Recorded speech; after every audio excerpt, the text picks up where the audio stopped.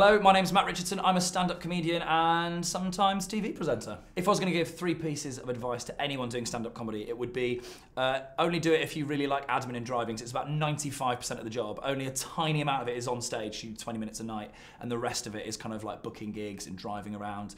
Write as much as you can and gig as much as you can, because the more you gig, the better you get quicker. And if you can do all that, then you're absolutely fine. I got noticed by an agent because I did well in a competition in a comedy festival, so the Bath Comedy Festival. I got noticed off the back of that.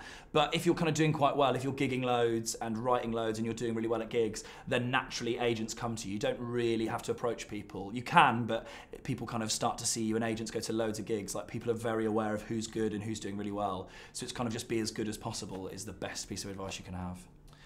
To get your CV to stand out, it's quite unusual, because in comedy it's not about like what you've done before, because every comedy club or booker will want you to do things for free to prove you to them. So there are clubs that won't book you even though you're doing like every other gig for money. They won't book you until you've gone to do 10 minutes for them for no money. And although you do have a comedy CV with like the awards you've won, you know, press quotes, the gigs you're doing, quite often you'll send it to someone, they'll go, that's great, we're gonna have to get you in to prove yourself unpaid before you can go on to the next stage. And then you work your way through the stages at the clubs, like, so from 10 minutes to another 10 minutes to 20 minutes to then a whole weekend of gigs, like, and that's how it works. You don't really have a CV that can impress people. It's more you trying to get your foot in the door by going, I promise I can do better than you think I can, please let me prove it. And that's how you do it in the industry.